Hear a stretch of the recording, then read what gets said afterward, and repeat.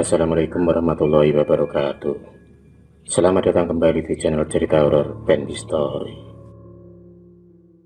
Suara azan samar-samar terdengar dari kejauhan. Hujan gerimis tak menghalangi Sumi untuk mencari Seruni yang sejak tadi pagi belum juga pulang. Janda berumur 50 tahun itu tak patah arang menelusuri jalan-jalan terjal di sepanjang desa. Seruni adalah anak satu-satunya yang dia miliki. Tinggal di desa yang serba kekurangan, menjadikan gadis belasan tahun itu bekerja sebagai buruh tani. Sehabis pulang sekolah, Seruni membantu ibunya mencari nafkah. Kehidupan yang keras menjadikannya tumbuh menjadi anak yang mandiri sejak kecil. Sumi tak hentinya meneteskan air mata. Setiap langkah, dia terus meminta keselamatan pada Sang Pencipta. Malam pun semakin larut. Hujan juga semakin deras. Sumi berjalan dengan gontai. Tubuhnya merasakan gemetaran lantaran sejak siang. Sumi belum makan sama sekali. Tepat pada jam 10 malam, dia memutuskan untuk pulang. Tanya capek, Sumi juga harus mempersiapkan jawaban yang tepat untuk Mainah, ibu kandungnya yang sudah tua renta dan mengalami sakit parah. Keseharian Mainah hanya bisa berbaring, makan minum juga harus disuapin. Sesampainya di rumah, wajah keriput Mainah menyambutnya di atas dipan yang terbuat dari bambu. Mereka berdua pun saling berpelukan. Air mata kesedihan terus saja mengalir di pipi. Seolah tahu akan jawaban Sumi, Mainah ingin berangkat dari tempat tidurnya. Ingin rasanya dia mencari cucu kesayangannya itu. Tapi sayang, Mainah tak muda lagi. Kakinya tak kuat menopang tubuhnya yang kurus. Fajar pun menyingsing. Setelah sholat subuh, Sumi bergegas menuju rumah Pak RT yang tak jauh dari rumahnya. Dia kemudian melaporkan atas kehilangan Seruni. Laporan itu pun membuat kaget para warga, lantaran Seruni dinilai anak yang baik, rajin, dan sopan. Bahkan sifatnya yang alim itu membuat para juragan tanah banyak yang sayang padanya. Meski dibantu para warga, tapi dalam waktu 1 kali 24 jam, Seruni juga belum bisa ditemukan. Di mana keberadaanmu sekarang, Nak? Isa Sumi dalam gelisahnya. Buliran-buliran air mata itu tak berhenti membasahi pipinya. Kini dia pasrahkan semuanya pada Sang Khalik. 3 hari sudah, keberadaan Seruni belum diketahui.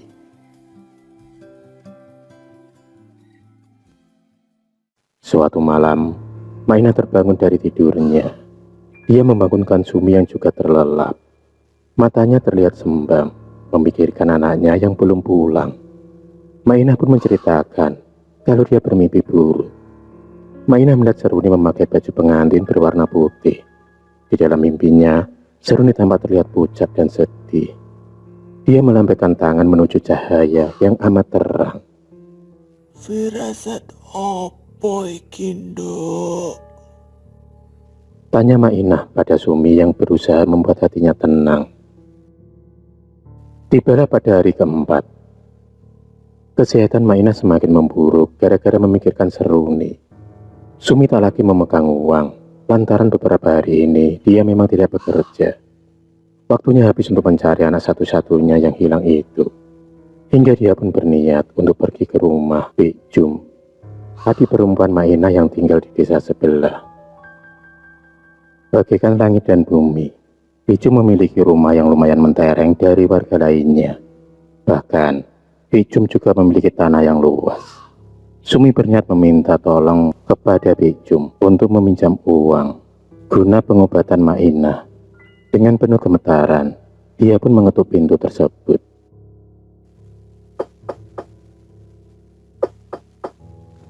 Dua kali ketukan itu terdengar. Terlihat Bik Jum pun membuka pintu dengan menyilangkan tangan di dada. Tatapannya penuh dengan keangkuhan. Sumi tahu akan disambut dengan sinis oleh bibinya. Tapi karena terpaksa, dia harus memberanikan diri meminta tolong kepada Bik Jum. Karena hanya Bik Jumlah satu-satunya saudara yang dimilikinya. Dari sinilah hati Sumi merasa terinjak-injak. Dia dihina habis-habisan, dari umpatan hingga kata-kata yang tak pantas keluar dari mulut Bijum. Air matanya lagi-lagi turun dengan derasnya. Dia pun kemudian membalikkan badan, ingin segera cepat-cepat pergi dari rumah tersebut. Dengan penuh keberanian. Apa Bibi ingat? 20 tahun yang lalu, Bibi mencarikan pekerjaan untukku, menjadikan diriku hina, menjadikan diriku wanita malam, hingga lahirlah Seruni yang tanpa tahu siapa bapaknya. Apa Bibi ingat? Selama aku menjadi TKW di Arab Saudi, setiap bulan aku menitip uang pada Bibi untuk diberikan pada emak dan Seruni. Tapi kenyataannya apa? Bibi hanya memberikan separuh dari uang yang aku kirim.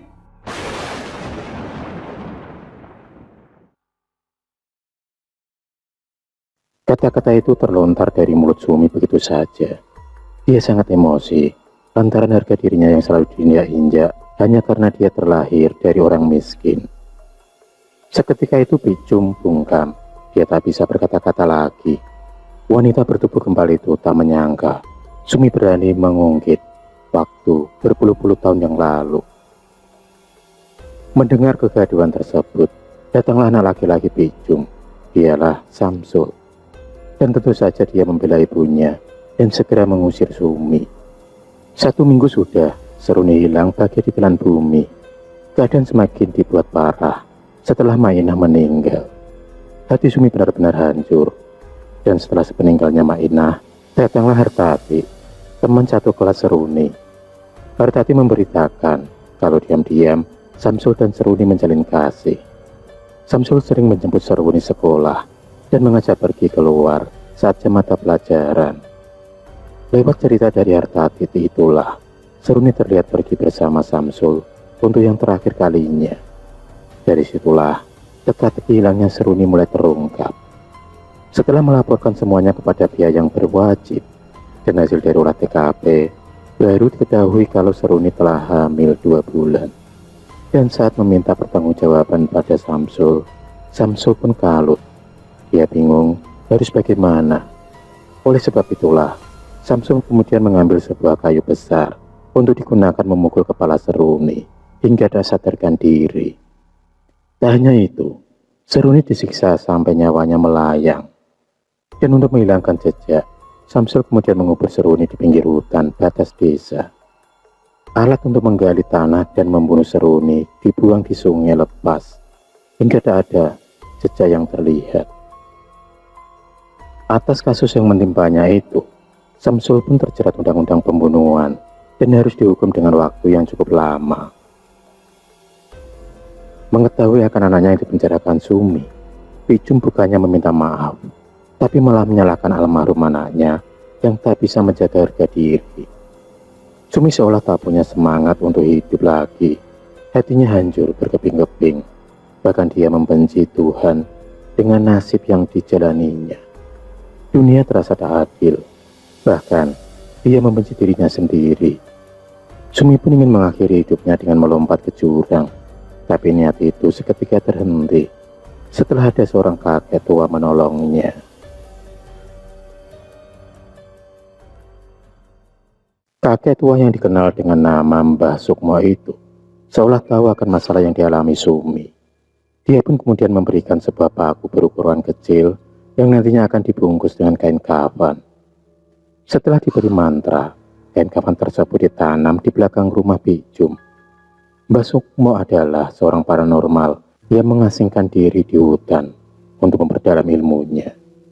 Sebenarnya Mbah Sukmo tak ingin menuruti keinginan dari Sumi untuk mencelakai Bijum dengan cara teluh atau santet. Tapi karena Mbah Sukmo tak tega melihat Sumi yang tertindas, akhirnya rencana itu pun dilangsungkan. Lewat jalur hitam itulah Mbah Sukmo dan Sumi beraksi. Selain menanam paku di rumah Bijum, Sumi pun kemudian diharuskan melakukan sebuah ritual dengan menyembelih burung gagak, lalu minum darahnya Dan sebagian darah itu dioleskan pada boneka kain kecil yang terpajang foto Bijum. Tepat pada malam Selasa Kliwon, teluh itu pun beraksi. Tiba-tiba saja ada bau amis yang menusuk hidung, entah dari mana asalnya. Darah itu terus saja menetes dari atap rumah, tepat mengenai wajah Bijum. Saat itu juga Bijum mulai merasa kesakitan. Dari sudut matanya seolah ada hewan melata yang merayap di wajahnya. Dan di sudut matanya terlihat memerah yang lama-lama kemudian membengkak. Di tempat lain, Sumi terus saja merapalkan mantra sambil menusukkan jarum pada boneka berbalut kain kafan. Semakin banyak Sumi menusuk jarum tersebut, maka Bijum akan merasa sangat kesakitan. Bijum pun mengalami penyakit yang aneh. Bahkan, pihak medis pun sulit untuk mendeteksinya. Dan hanya penyakit aneh yang dialami oleh Bijum. Semua orang yang ada di dalam rumah itu pun juga mengalami teror yang sangat di luar nalar. Darah bermunculan secara tiba-tiba. Banyak belatung ada di mana-mana. Dan hewan melata sering masuk ke dalam rumah. Setelah lelah mencari pengobatan ke sana kemari, akhirnya Bijum pun meninggal dengan wajah mengerikan. Matanya melotot dengan perut yang buncit dan mengeluarkan darah dari mulutnya. Akibat kedahsyatan ilmu teluh yang dimiliki oleh Mbah Sukmo itulah, akhirnya Sumi bisa membalas dendam rasa sakitnya kepada Bijum. Dia pun merasa puas. Setelah rasa sakitnya terbalaskan, Sumi kemudian berpamitan kepada Mbah Sukmo. Dia ingin menebus rasa bersalahnya dengan cara mengabdi di sebuah pondok pesantren sebagai juru masak tanpa bayaran.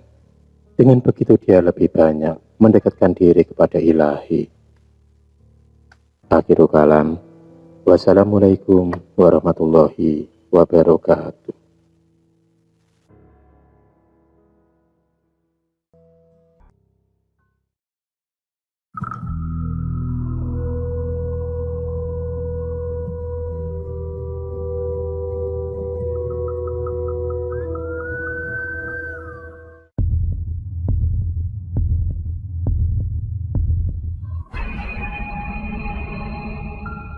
Terima kasih sudah menonton video cerita bergambar ini.